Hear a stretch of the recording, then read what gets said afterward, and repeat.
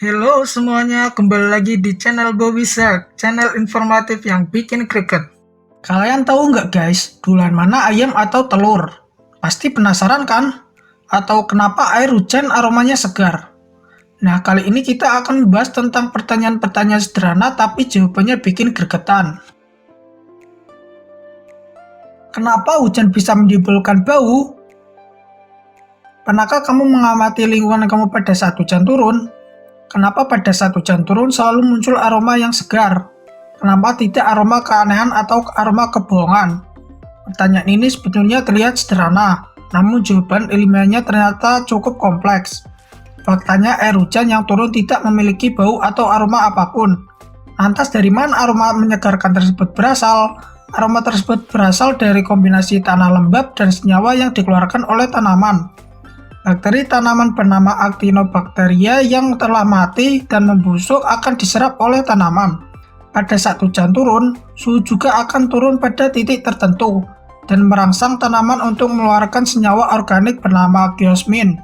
Senyawa atau zat organik geosmin ini yang bertanggung jawab terhadap aroma hujan. Sifatnya seperti alkohol sehingga mudah menguap dan bereaksi pada saat hujan turun. Nah, aroma hujan inilah yang kalian hirup. Mengapa air laut berwarna biru? Pada dasarnya air laut tidak berwarna, sama seperti air lainnya yang juga tidak berwarna. Tapi kenapa air laut tampak berwarna biru? Bahkan pertanyaan sederhana ini telah mengundang banyak ilmuwan untuk melakukan penelitian untuk menjawabnya. Laman National Ocean Service menjelaskan kenapa lautan cenderung terlihat berwarna biru. Hal ini terjadi karena air laut menyerap warna tertentu dari spektrum cahaya matahari. Dari semua warna yang terpancar dalam spektrum cahaya, air laut ternyata menyerap di bagian warna merah. Nah, karena air laut menyerap bagian merah di spektrum cahaya, warna yang ditebarkan oleh lautan justru warna sebaliknya, yaitu biru dan hijau.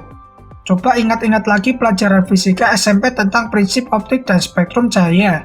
Jangan ingat-ingat mantan dulu, nanti jadi satu ya guys. Buat kamu.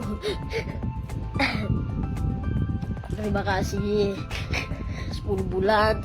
Ingat-ingat dong pelajaran ini, bahwa merah adalah warna dengan gelombang terpanjang, sedangkan biru dan hijau merupakan gelombang yang jauh lebih pendek. Jadi prinsipnya adalah, jika zat cair menyerap gelombang cahaya merah, maka ia akan membiaskan gelombang cahaya biru. Mengapa bumi itu bulat? Mengapa bumi dan planet-planet berbentuk bulat? Mengapa tidak berbentuk datar? Sebenarnya jawabannya simpel, yakni karena adanya gaya gravitasi. Faktanya gaya gravitasi yang masif memang telah membentuk bumi dan planet lainnya terbentuk dengan bentuk yang bulat. Seperti dijelaskan dalam Scientific American. Unsur-unsur ini terus berputar pada poros gravitasinya, sehingga membentuk bulatan, meskipun tidak benar-benar bulat 100%. Dan pada saat suhu turun, maka terbentuk sebuah planet dengan berbagai macam unsur pembentuk yang ada. Pembentukan bulatan planet ini dinamakan penyesuaian isostatik, di mana penyesuaian ini muncul akibat proses yang terjadi secara terus-menerus. Molekul dan segala macam unsur tersebut terus terikat dengan gaya tarik yang ada, dan satu-satunya cara untuk menyeimbangkan keterikatan itu adalah membentuk sebuah bulatan yang menyerupai bola. Apakah cahaya bintang yang kita lihat di malam hari itu menunjukkan bahwa bintang berada dekat dengan bumi? Pertanyaan sederhana ini sering terdengar bahkan oleh beberapa kalangan akademis. Nyatanya untuk menjawab pertanyaan ini ternyata gak gampang. Bintang terbesar yang paling dekat dengan bumi adalah matahari. Namun bagaimana dengan jutaan bintang yang cahayanya terlihat pada malam hari? Jika kamu melihat cahaya bintang di malam hari, itu artinya kamu sedang melihat masa lalu alam semesta, bukan masa lalu antara kau dan dia ya guys. Kamu memang bisa melihat masa lalu alam semesta melalui cahaya bintang. Apa yang kamu lihat di malam hari tersebut merupakan kejadian jutaan dan bahkan miliaran tahun yang lalu. Tentunya kamu ingat dengan kecepatan cahaya bukan? Ya, cahaya memiliki kecepatan 300.000 km per detik.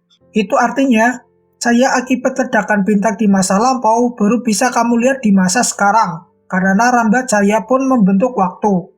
Contohnya ledakan bintang yang terjadi 1 juta tahun silam. Ini berarti cahaya ledakannya baru bisa terlihat dari bumi saat ini, pada saat 1 juta tahun setelah bintang itu meledak.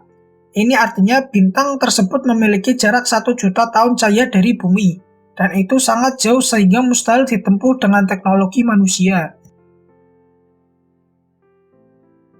Duluan mana? Ayam atau telur? Paman Simpson mengulas bahwa evolusi bidang biomolekuler dapat menjawabnya. Setidaknya dapat mengakhiri rasa penasaran kamu selama ini. Jawaban ini sangat kompleks dan ribet karena terbagi menjadi 2 jenis jawaban ilmiah. Pertama, ayam adalah evolusi dari nenek moyang yang masih satu familiar dengan dinosaurus, yakni Theropoda, yang merupakan reptil di awal-awal masa setelah kepenuhan era Cambrium, sekitar 300-500 juta tahun silam. Theropoda menghasilkan spesies evolusi bernama Ceratosauria dan Tetanurae. Dari Ceratosauria ini menghasilkan banyak golongan subspesies yang salah satunya bernama Tyrannosaurus rex. Evolusi yang terjadi secara masif pada sebagian golongan Tyrannosaurus rex inilah yang memunculkan spesies baru berupa turunan ayam purba dalam rentang puluhan juta tahun silam.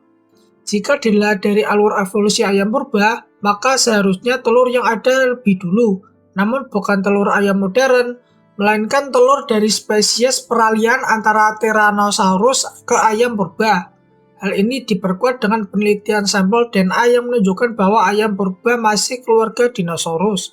Kedua, perlu diingat bahwa ayam modern terbentuk pada rentang waktu evolusioner yang sangat lama. Spesies ayam purba yang diturunkan secara genetik dari reptil tidak begitu saja berubah menjadi unggas.